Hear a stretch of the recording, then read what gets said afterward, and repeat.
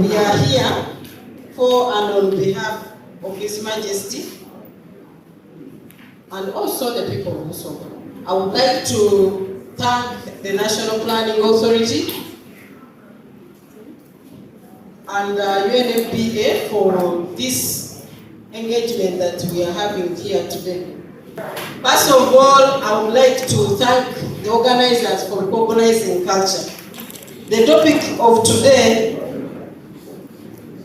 is for us to know the role of the cultural institutions and how the platform can be used to fight teenage pregnancy.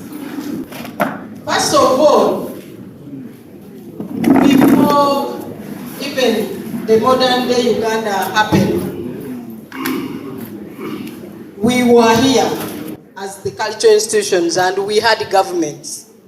We are the custodians of the people, of the resources and the heritage of our people.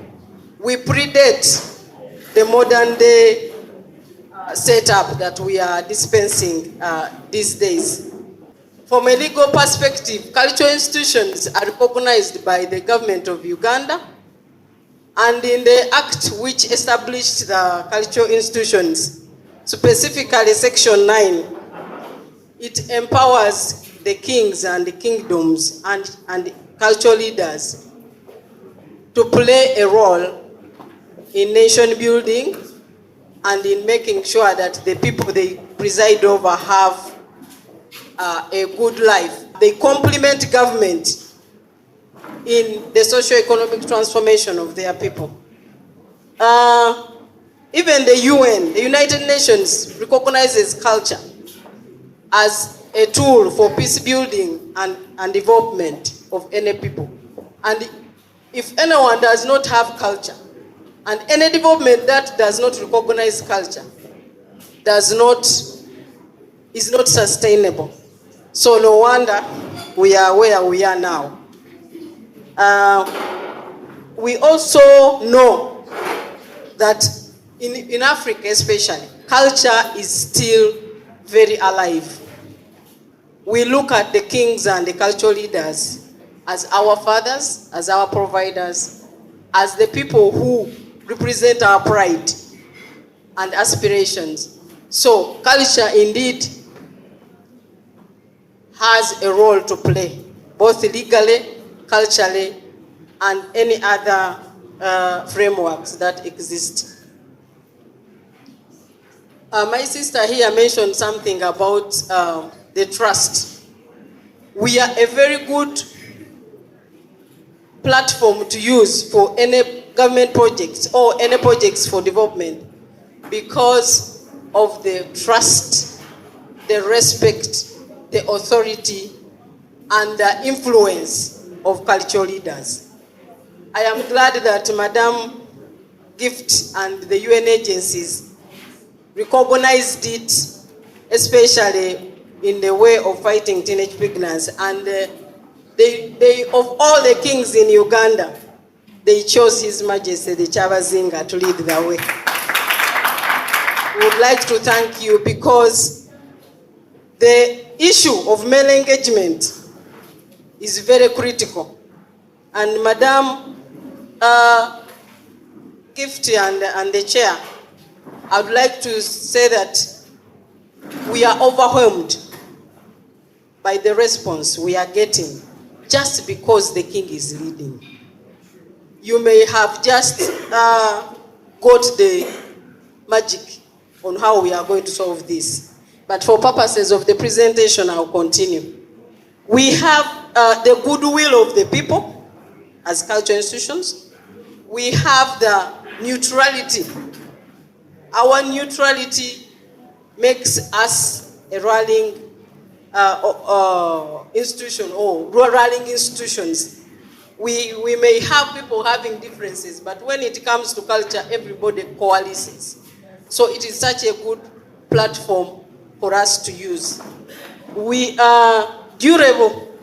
You're not going to have a cultural leader changing just like that. And we are here for good and for the benefit of people. Like my sister here mentioned, we have structures. They are so robust. Everyone here belongs to a clan, if I'm not mistaken, except for 3 or 4 people. We have clan heads and a hierarchy up to the household. We have representatives. For example, in the Busoga Kingdom, we have a council or a parliament, equivalent to a parliament, which is represented throughout. We have the king's voluntary people or voluntary employees. These are almost everywhere because we go from the Katikiro up to the Mutongole. Mutongole is somebody who presides over about 20 homesteads, and they are all there working passionately for the king. So we have the structure and the means of taking messages down to the last consumer. We have systems and policies, especially us in Busoga and the Buganda Kingdom. I am very conversant with the Buganda Kingdom structures. For us, we have institutions which are professionally run with policies, with the accountability systems, with everything, like the Chabazinga initiatives, which I am the acting executive director. We have the majestic brands of Buganda Kingdom. Buganda Kingdom is prospering because it has an arm which is silent and it is doing work for and on behalf of the kingdom. We also have the cultural policies. It is taboo to do ABCD. It is this, it is that, and you cannot do this because those are policies. They may not be written, but they are very ingrained in the way we do things and the way we behave. The teenage pregnancy issue, from the perspective of Busoga Kingdom and the guidance of the king, we have realized that the biggest problem why we are having teenage pregnancy is the breakdown of the family unit and the community safety nets. All other things are symptoms or are an extension. When the king was appointed, we gave him the list of issues that are commonplace. That the reason for teenage pregnancy is poverty, is school dropouts, is what. Like my sister put them there. But he told us, this is on top. Can you go down? Why are we poor? Is it just because of anything? No. Why are children getting out of school? Where is the ignorance? Why is the ignorance? So he also told us that a great scientist who changed this world, Albert Einstein, was one time asked that if you had a problem and you had 1 hour to solve that problem, what would you do first? Or what would you do? Albert said he would spend the first 55 minutes understanding the problem. And the 5 will be for solving it. Now, as we are in this room, I think that we all know that everything starts from the family. And because the family has disintegrated, now we were tasked to go to the third floor of the issues. What are the issues that are causing families to disintegrate? Because that is how he will be able to solve the real problems. And the things which we have come up with through the initial engagement is that family is disintegrating because of the pressures of the world. But some of the big thorns are the way government policies are being communicated. You can call it globalization, you can call it whatever you want, but the approaches that we use to communicate, for example, the women empowerment movement, the way we communicated it does not augur well with communities, or it is not, it is missing something which makes people to be complacent, and they are not doing what they are supposed to do. For example, nowadays, I hear, back then, the family used to be in one place. A man was adulterous, or what is the word? The men were always having many women. I'm sorry, men.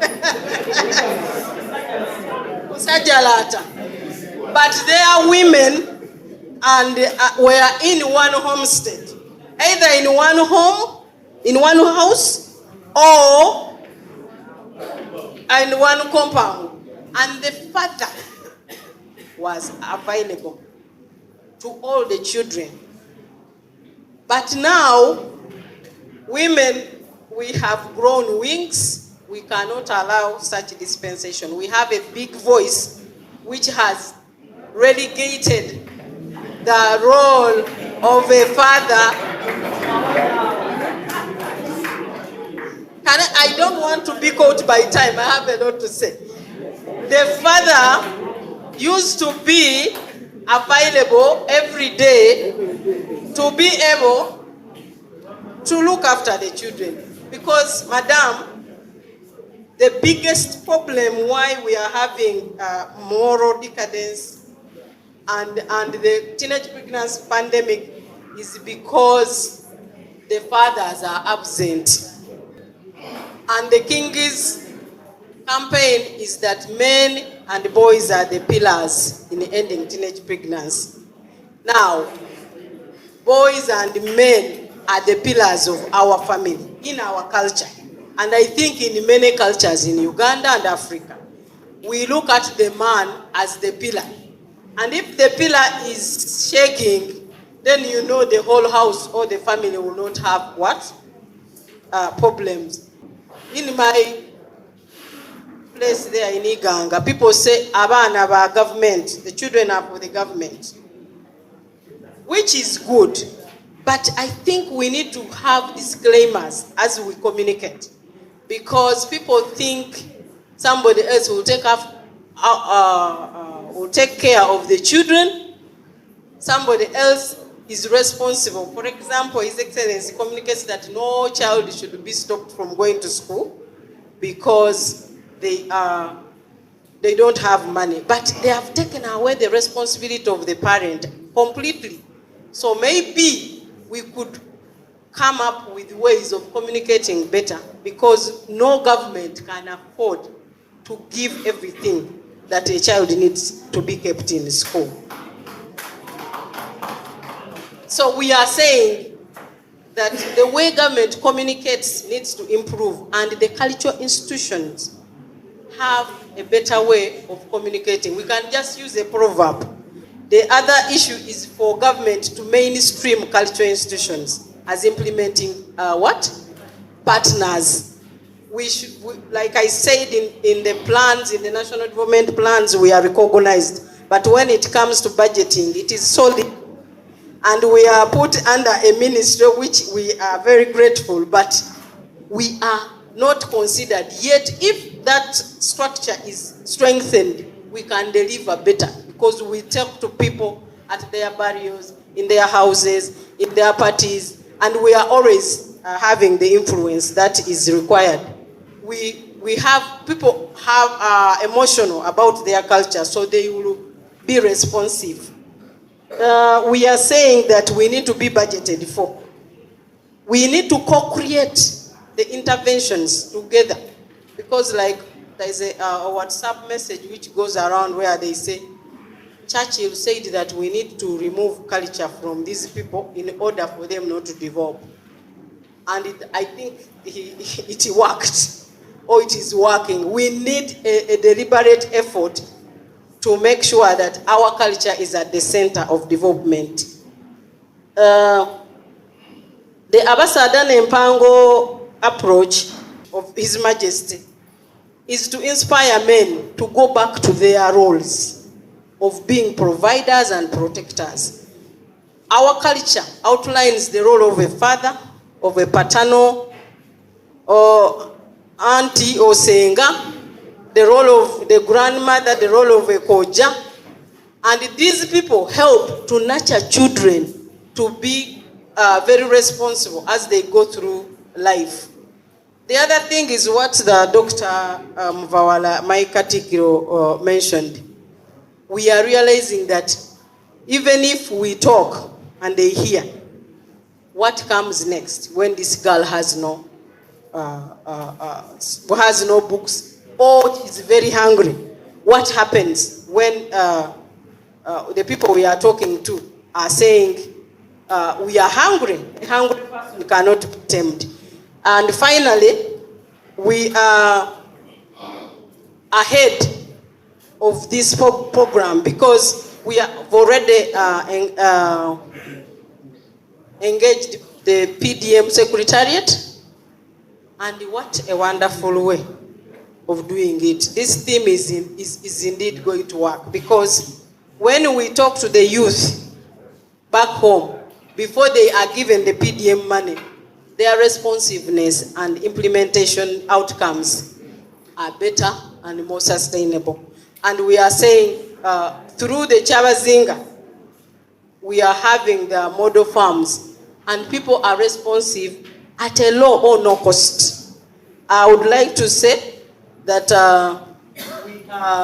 we are very happy that UNFPA and the government has really started engaging cultural institutions in a more meaningful way, and we are going to write on each other's strength. For us, we have the people, we can talk to them, including the religious leaders. They all subscribe.